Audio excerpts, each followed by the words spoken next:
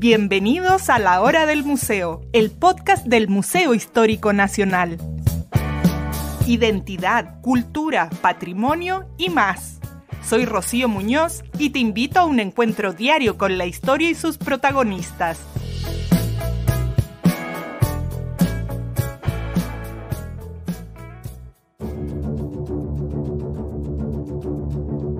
Hace pocos días, el Centro de Investigaciones Barros Arana publicó la Cartografía Histórica del Perú, un libro con hermoso diseño y 20 artículos que nos llevan a recorrer los hitos más importantes de la historia peruana, desde 1529 hasta el siglo XXI, desde el primer mapa que menciona al Perú hasta un mapa estadístico de la Comisión de la Verdad y Reconciliación del 2003 sobre los muertos y desaparecidos en el conflicto armado.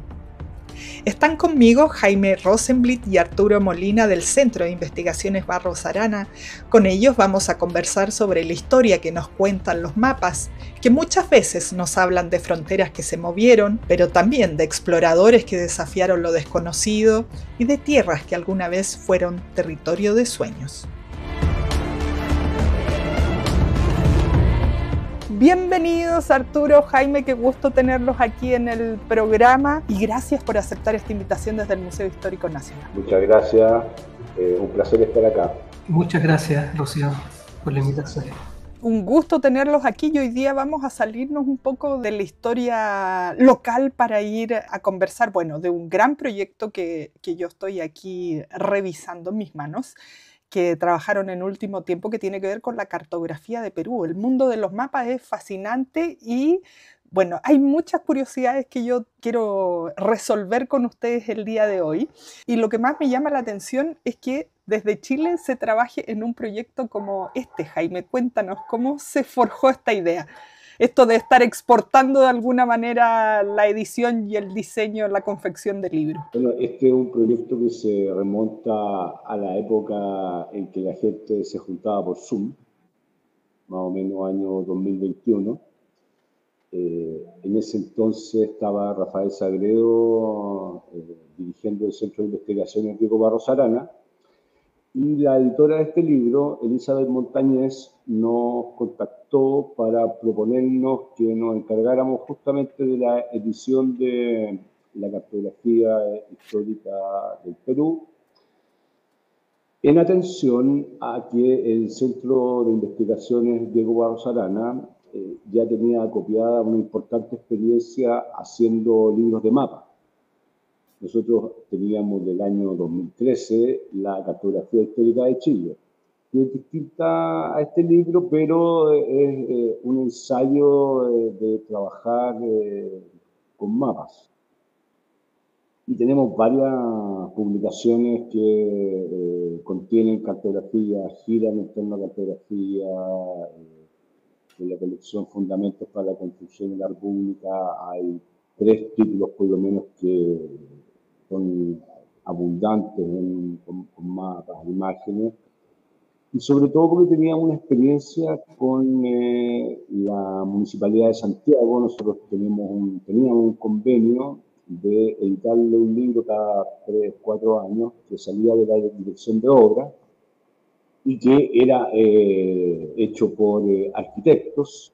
Entonces, la parte visual, la parte de los planos era muy importante. Uno era sobre el barrio Matasur, otro sobre el Palacio Cousiño, y antes de que yo llegara, ellos publicaron una serie sobre cartografía antigua de Santiago. Entonces, había experiencia y cierto prestigio.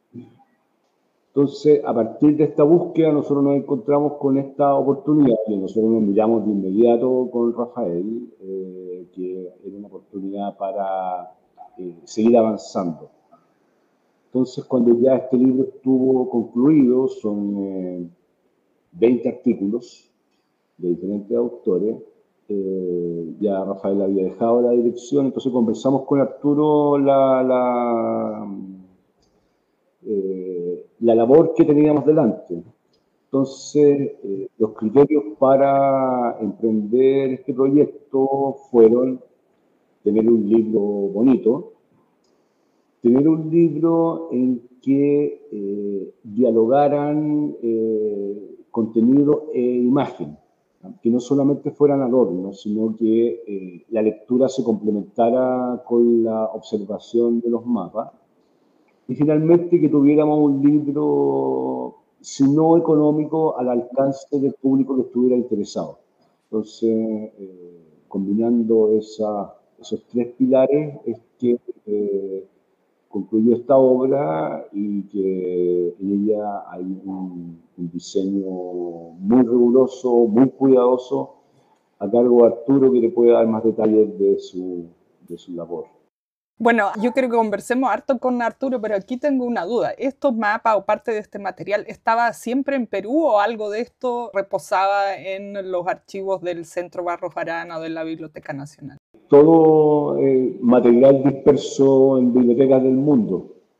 Si te quedas fijando en los pies de las imágenes, hay archivos de Indias, hay biblioteca del Congreso de Estados Unidos, hay colecciones privadas, está la Biblioteca Nacional de París, un montón. O sea, digamos, no hay un repositorio de mapas así bueno, ni acá, ni en Perú, tal vez en ninguna biblioteca del mundo. O sea, es una búsqueda de cada autor del material que está trabajando. Y esto también es mérito de la editora, de Elizabeth Montañez, que ella, bueno, como experta en cartografía, tiene una noción y una conciencia bastante precisa de cuáles son y dónde están los mapas significativos para la historia peruana. Bueno, tremendo trabajo de recopilación de material. Y Arturo, bueno, tú eres diseñador, también formado profesionalmente en el área de la lingüística. Siento que hay mucha responsabilidad en esto de trabajar con material tan antiguo y además de que está en diferentes partes. ¿Cómo fue ese proceso? ¿Se piden los archivos digitales? ¿Cómo se arma un libro así de este calibre? Sí, la verdad es que la revisión del material implica dos canales, que es el contenido textual y el contenido visual. Entonces, en un principio, cada autor que tiene una participación con cada uno de los textos propone una cantidad de imágenes que son complementarias al texto y que en realidad muchas de ellas incluso son esenciales para entender el texto. Entonces no era fácil porque las imágenes tenían que estar en una muy buena calidad, porque muchas veces los autores y las autoras apuntaban a un tema en particular y un texto incluso en particular que estaba dentro del mapa. Entonces también tenía que poderse leer el mapa de la misma manera en cómo se estaba leyendo el texto. Entonces, claro, barajamos varias opciones de formato para poder permitirnos esta opción, pero como ocurre casi siempre en el desarrollo de un trabajo de este tipo, desde el punto de vista del Estado, uno de los criterios que es esencial incluso también para las editoriales independientes o las editoriales más transnacionales es el tema del presupuesto. Entonces había un presupuesto y teníamos también la proyección de que este presupuesto tampoco escalara como para que pudiera pasar al comprador, al lector o a la lectora habitual. Hubieron varias decisiones que sacrificamos algunas cosas, entre comillas, por un tema de presupuesto. Por eso el libro, en este caso, es un libro rústico y no de tapadura. No sé si ya esos términos están como... son demasiado conocidos. No, hay que explicar. Es interesante esto de cómo se va armando un libro, porque a veces lo recibimos en nuestras manos y no sabemos todas las decisiones editoriales que hay detrás. Sí, claro. El tema del libro es, bueno, la mayoría de las páginas tienen mapas que cruzan de una página a otra. Estoy hablando solo en términos visuales en este momento, no en términos a nivel de texto. Pero una de las particularidades que tiene la tapa rústica es que el libro no se puede abrir en 180 grados completamente. Hay que aplastarlo un poquito para poder ver un mapa en ese rango de imagen, en ese rango visual. y un libro en tapa dura puede abrirse digamos, en esa cantidad. El tema es que, claro, el presupuesto estaba limitado a Rústica, y la Rústica es este libro típico que uno ve en las librerías, que son de un cartón flexible, que uno puede doblar y no se quiebra. La tapadura es todo lo contrario. Si uno trata de doblar un libro de tapadura, si lo hace con fuerza, lo puede hasta quebrar. Entonces, esa era la diferencia. Y el tema es del encuadernado también. El encuadernado del libro en tapadura abre un poquito la parte del lomo del libro, entonces se puede abrir en 180. Y esa fue una decisión, sacrificamos un poquito esta parte por tema presupuestario, pero además porque así se baja un poco el precio para que la persona no tuviera que pagar mucho dinero para ver este libro. O sea, otro de los criterios era que fuera un libro para leer y no un libro solo para dejar en la mesita de centro. Claro, como decoración. En general, como Ibsen tiene una frase en Casa de Muñecas, que es como estos libros como primorosos, pero que en realidad nadie nunca los ha hojeado. No queríamos un libro así, queríamos un libro que se hojeara, que se subrayara, que se pusieran anotaciones en los bordes de las páginas. Entonces tratamos de hacer un libro que tuviera harto aire, harto margen, precisamente para hacer estas anotaciones, un libro de estudio, tanto como un libro visual. Y todos los textos que recibí eran textos que eran muy distintos unos de los otros. O sea, abordaban periodos que eran muy distintos, y me atrevería a decir, no recuerdo bien ahora, pero mucho más de 100 años entre uno y otro texto. O sea, como que wow, aborda mucho tiempo. Bueno, Jaime lo contó a la pasada un poco. El primer texto es de 1529, creo, y el último es del 2003. Entonces, un amplio margen. Y claro, los temas que tocan, el autor y la autora se ubican en puntos distintos. Entonces, ese texto había que tratar de unificarlo de alguna manera para que no pareciera que fuera una revista, digamos, indexada, sino que un libro como compacto. Entonces hubo un trabajo como de revisión de los textos, de revisión ortotipográfica, estilo a veces un poco, y que la bibliografía estuviera citada de la misma manera, que son cosas a las que nos dedicamos casi todos los días cuando hacemos libros, y esta no fue la excepción.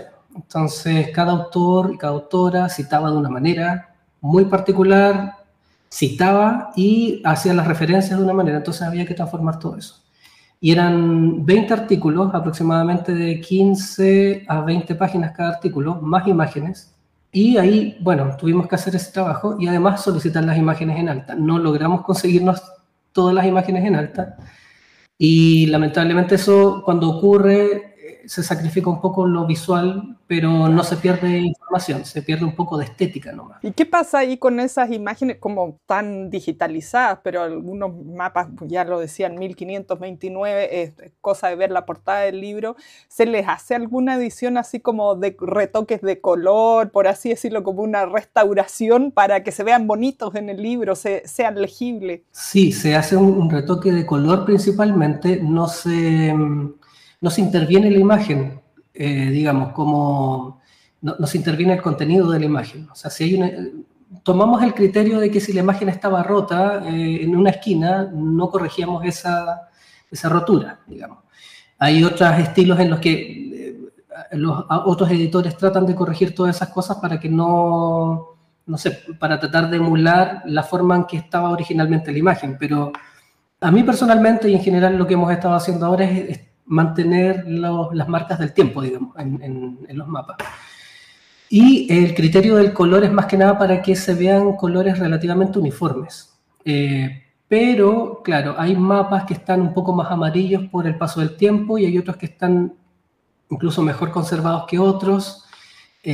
Como decía Jaime también, hay mapas que vienen desde muchos lugares distintos y cada biblioteca, cada museo tiene un proceso de conservación específico y un proceso de digitalización particular. Entonces, venían en buena calidad, pero claro, la fotografía a veces variaba en las tonalidades, y ahí uno no puede interpretar si la tonalidad era efectivamente el papel o la iluminación que usaron cuando tomaron la fotografía del mapa.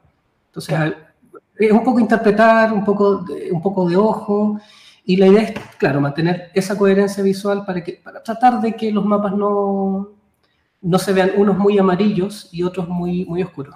Bueno, y yo tengo una duda. ¿Este libro lo podemos conseguir aquí? ¿Se envió toda la producción a Perú? ¿Dónde se consigue allá? ¿Es solo para un mundo académico más cerrado? Porque es muy interesante poder ver cómo se ha dibujado un territorio a lo largo de los siglos. Bueno, este libro viene con el sello también de la Universidad Católica del Perú. Claro, se ha vendido más masivamente allá, que por razones obvias el interés es mayor. Bueno, en Chile tenemos una edición distinta. Hay una diferencia de colores en el diseño, que también fue un aspecto interesante y entretenido del proceso. Y una curiosidad para los bibliófilos del futuro.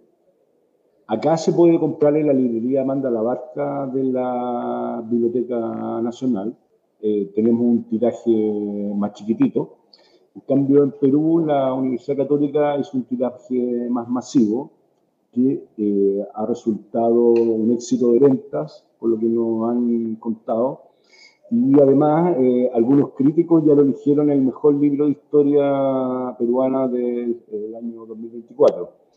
Así que, claro, allá el interés es mayor. Bueno, me parece increíble. Hay aquí un tema que no tiene que ver, bueno, ustedes son los productores, digamos, de este resultado que además le ha ido muy bien, por lo que nos decía Jaime, de ser considerado el mejor libro de historia del 2024, ha tenido grandes ventas en Perú. Pero desde aquí de Chile también tenemos curiosidad porque hemos tenido históricamente problemas o guerras limítrofes con Perú. No sé si eso se cuenta también a través de estos mapas. Sí, por supuesto, es parte de la historia. Claro, pues hay uno de los artículos está dedicado a examinar la cartografía antes de la guerra y tiene que ver también con la noción de que hay no solamente una, digamos, apropiación física del espacio, sino que también hay una apropiación cultural. Entonces, una expresión de esta es la cartografía. Bueno, en el fondo la cartografía la cartografía histórica es un tema en sí que merecería varios podcasts bueno, hay cursos en la Universidad de Cartografía Histórica. Entonces, claro, ahí siempre se habla que los mapas es tan importante lo que muestra un mapa como lo que no muestra. O lo que destaca y lo que no destaca. Entonces, detrás de eso hay intenciones. Entonces, la cartografía es lejos una disciplina, digamos, desinteresada, neutra, pura. Siempre hay intención detrás. Entonces, para un ejemplo, antes que apareciera la cartografía, digamos, impresa en el siglo XVII, fines del XVI, los mapas eran un producto de lujo reservado para reyes, papas, nobles. Entonces, normalmente, estoy pensando en el mapa que manda hacer Felipe II del mundo, que en el fondo es para mostrar su dominio a los otros reyes, a los otros nobles. Entonces, es una manifestación de poder, ¿ya? Bueno, con el tiempo y la imprenta mediante, la cartografía se democratizó, pero también forma parte del imaginario público, de los imaginarios nacionales, y por eso su análisis es bien importante y merece ser hecho con mucho cuidado. Totalmente. Pero claro, en el libro efectivamente hay dos artículos, uno es de mi autoría, que están dedicados a la guerra. El que mencioné sobre los mapas antes, durante y después de la Guerra del Pacífico, del territorio de Tarapacá, en este caso, y Atacama, y el que me encargué yo, que es de la Guerra de la Confederación Perú-Boliviana, la batalla de Yungay a comienzos de 1839. Además, recién que estuvimos conmemorando esa batalla de Yungay, bueno, hoy día traducido al Día del Roto chileno. Claro, sí, pues, es parte de nuestro imaginario. Para la historia, trabajar con material cartográfico es un campo bien interesante y un desafío para los que nos adentramos en él. Porque no es el mapa en sí, es dialogar la pieza con otras piezas, con otras fuentes. Ustedes van a ver los que tengan el libro en sus manos y la oportunidad de leerlo, ver cómo se combina, se contrasta con información de otros orígenes, con crónica, con recopilaciones estadísticas. Entonces, es mucho más allá que el mapa en sí. O sea, no es historia de la cartografía, sino que es historia hecha a partir de la cartografía. Entonces, por eso es interesante, no solo para los especialistas, sino que también para el público, ver cómo diferentes dimensiones del pasado que nos llegan a través de diferentes registros, nosotros podemos hacerla dialogar, discutir y a veces dejar en evidencia ciertas contradicciones. Aquí yo estaba mirando tu artículo y se llama Plan de la Batalla de Yungay. ¿Qué vemos ahí? ¿Como un mapa sobre el cual se trabajaba la estrategia militar o cómo quedó después de esta batalla la configuración de esa zona de Perú? Claro, lo que pasa es que fue bien lejos, pues, digamos, la guerra del Pacífico fue cerca, esto fue en el norte del Perú. Ese es digamos, la reconstitución de la batalla hecha por oficiales anónimos en este momento, no tiene ningún tipo de firma ni autoría, del desarrollo de la batalla misma. Es digamos, una película de la batalla puesta en papel que, claro, que hay que mirarla con mucha detención, con mucha paciencia, y que yo contrasté con el relato de la batalla que ha llegado hasta nosotros, a propósito del aniversario que fue hace muy pocos días, el 20 de enero. Y resulta que lo que encontré ahí es que observando el mapa encontramos que el relato que nos ha llegado hasta nosotros sería incorrecto. Es decir, la forma como se resolvió esa batalla no es como nos dicen que fue. Y lo más curioso es que el, digamos, autor de la maniobra decisiva, que sería el mismo general Bulnes, es a la vez a quien ensalzan las demás narraciones. Entonces la pregunta es ¿por qué no nos llegó la narración correcta si es que aceptamos como verdadera lo que aparece en el mapa? No voy a decir más para que la gente se interese, pero me parece que es muy importante en esto darse cuenta de que, bueno, en la historia y también en la vida, ninguna verdad es definitiva. Toda afirmación histórica del campo de la humanidad es provisoria y tenemos que tener una actitud, digamos, siempre de sospecha. Está bien eso, a veces damos por sentado, sobre todo hoy día que vemos cosas en Instagram, en redes sociales y listo, creemos que esa es la verdad absoluta. Y todo puede ser sospecha, como tú dices. Bueno, aquí hay, empezando por la portada, a mí me da curiosidad, volviendo al tema de los mapas antiguos, porque yo no sé cómo los dibujaban antes. Hoy día un mapa, me imagino, se hará con muchos instrumentos. Para entonces era un poco como lo que veían desde un barco, no sé. Pero es bien distinto a como hoy día tenemos Google Maps. Uno mismo puede meterse y salirse y ver los relieves del territorio. Entonces aquí aprovecho de preguntarles a ambos por el mapa que está en la portada, qué corresponde, y salen señaladas, bueno, algunos lugares que se mantienen así hasta hoy, pero no es tan certero a como conocemos hoy todo ese litoral, por así decirlo. Claro, porque no lo podían mirar desde arriba.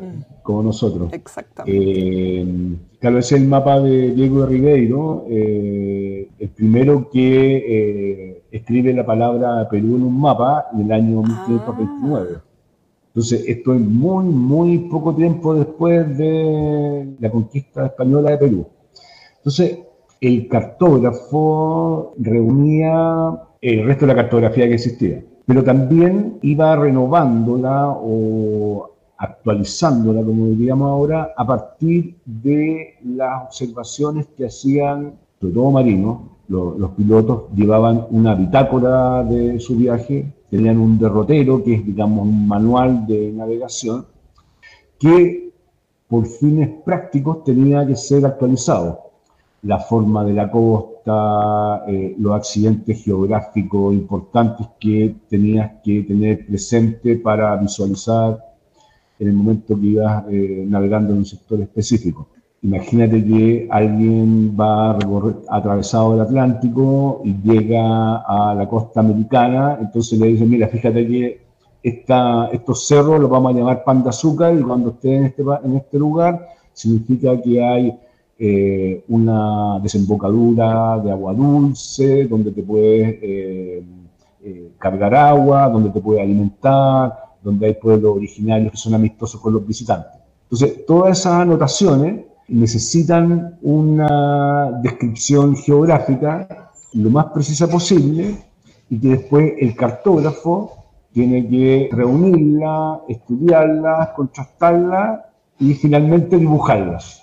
Esto es, como te decía, hasta el siglo XVII, cuando aparece la cartografía impresa, hasta ahora en manuscrita. Aquí las cartas de navegación son un bien muy, muy valioso, que supone fluidez en las comunicaciones, en el comercio, y también porque salva vidas, y vidas que son valiosas, la de los marineros y pilotos.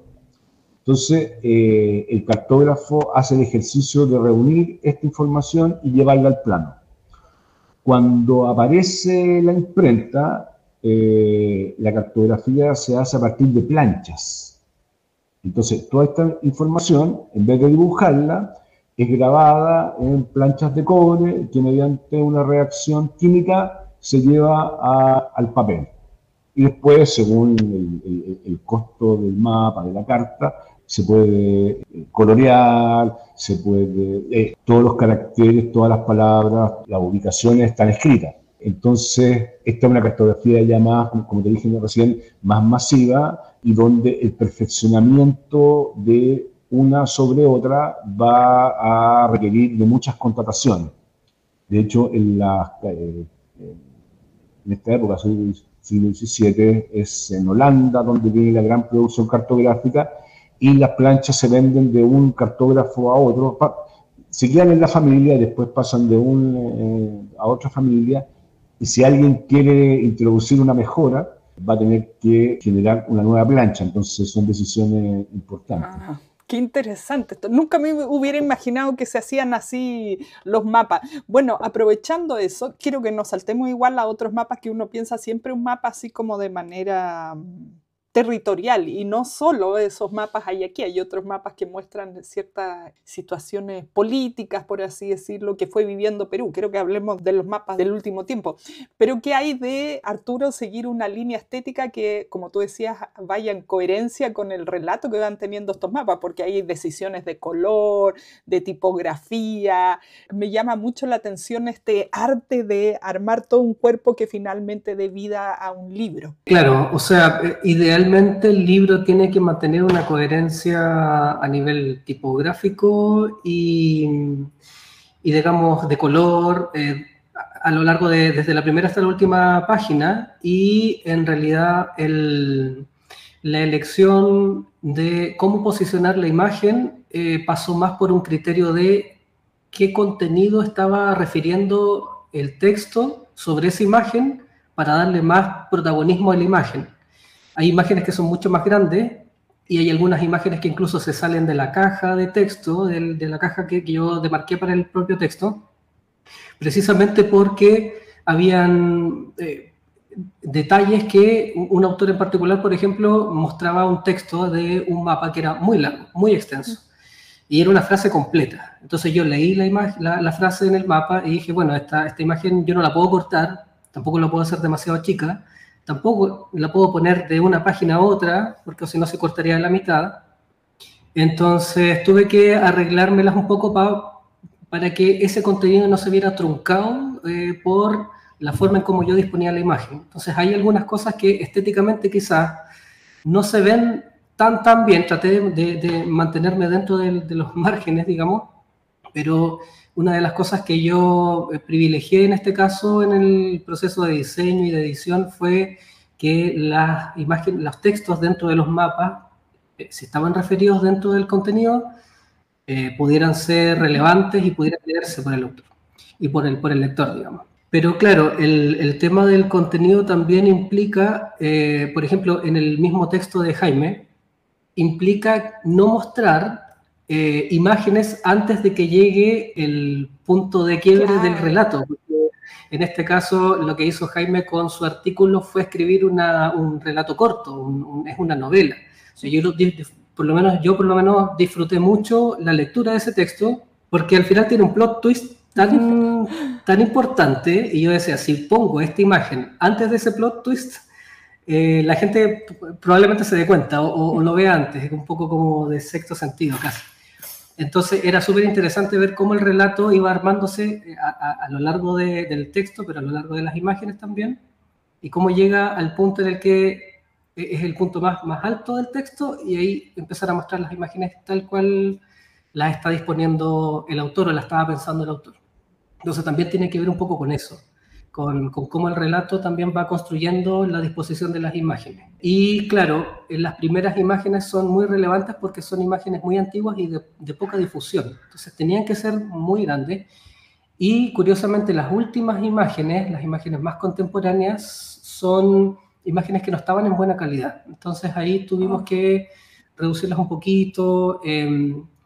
No tuvimos acceso a los originales de esas imágenes como para nosotros haberlas digitalizado, porque incluso los autores eran de diferentes partes del mundo. Entonces la editora, en este caso, voy a poner un paréntesis aquí, Elizabeth es editora tanto como yo editor, pero hicimos trabajos distintos.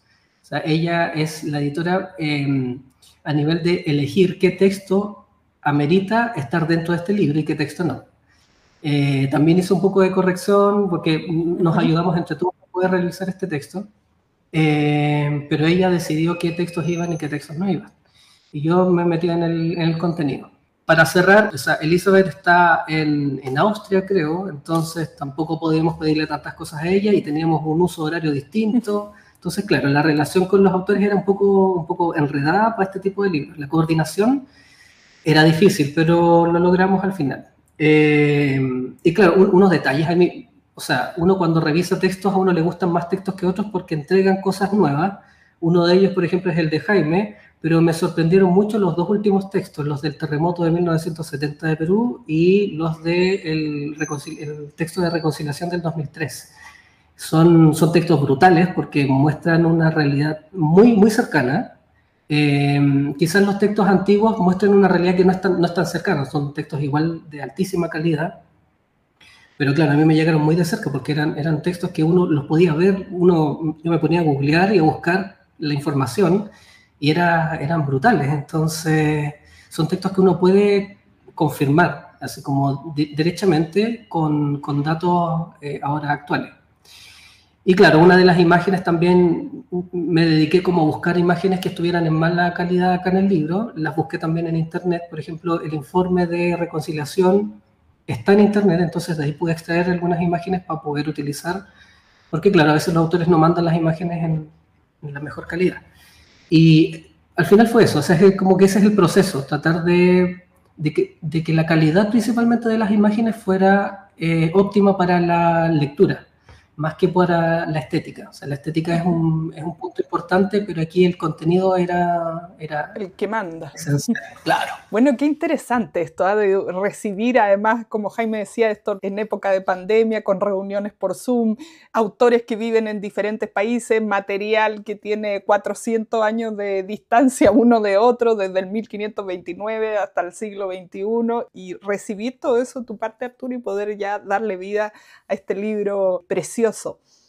A propósito de estos últimos mapas, yo ahí quería preguntarte, Jaime, de justamente estos que abordan terremotos y sobre todo ya esta última parte del siglo XX y XXI.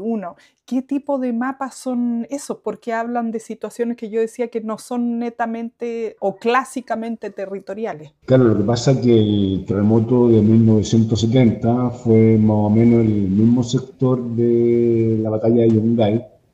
Y de hecho, el alud que provocó en la cordillera, en el cerro Huascarán, sepultó el pueblo de Yungay que se relata en la batalla. Ahora está un poquito más al sur. Entonces, claro, son imágenes, cartografía que muestran los daños. Esa fue la zona más afectada, pero claro, por supuesto, las consecuencias en un sector más amplio. Entonces, es, digamos, la mapificación de las consecuencias del terremoto. Y en el informe de la Comisión de Verdad y Reconciliación, informe de Derechos Humanos, tiene que ver con la localización de las principales actividades de represión que fueron básicamente en la sierra. Seguramente la mayoría de los auditores de la hora del museo son muy jóvenes, pero el periodo de violaciones a los derechos humanos en Perú se remonta a fines de los años 70, comienzos de los 80, y tiene que ver con una reacción del Estado frente al grupo Sendero Luminoso, que era un grupo de inspiración maoísta y que por lo tanto su estrategia era llevar la revolución desde el campo a las ciudades. Entonces, los levantamientos se dan en las zonas que están las comunidades indígenas de las sierras andinas. Y la represión se enfoca en las comunidades, digamos, buscando a la guerrilla, se atacan a las comunidades completas. Entonces, una vez más, digamos, confusión de combatientes con población civil va a llevarle las mayores consecuencias de la represión a la población civil inocente. Entonces, bueno, la verdad que en todo este tiempo y antes las cosas han cambiado bien poco. Lo interesante también de este artículo sobre la Comisión de Derechos Humanos es que junto con recoger la ubicación de acciones de represión del Estado en la sierra, la va contrastando con testimonios. Entonces, claro, uno ve un punto en el mapa, pero al seguir el relato del texto se va encontrando que detrás de ese punto hay personas, hay seres humanos. Es bien impactante e importante de siempre tener presente. Bueno, yo me quedo aquí un poco anonadada de cómo a través de un mapa que uno a veces, no sé, en mi época ya por suerte no se usa, había que poner en papel mantequilla y copiar. A veces uno no quedó con muchas ganas de querer los mapas. Pueden contar historias como hasta las que nos acaban de decir, ¿no? Un mundo fascinante y ya vamos a tener ahí todas las ganas de ir a revisar este libro por las historias que nos han escrito. Bueno, y nuestros amigos de Perú que ya lo pueden tener más masivamente y nosotros ahí en Librería de la Biblioteca que se inauguró hace poquito ahí para ir a conocerla también. Maravilloso lugar. Se nos ha pasado muy rápido el tiempo. Jaime, Arturo, muchísimas gracias por compartir su trabajo con nosotros. Gracias a ti, que estén bien. Muchas gracias. Esto fue La Hora del Museo, un encuentro cotidiano con nuestra historia, el podcast del Museo Histórico Nacional.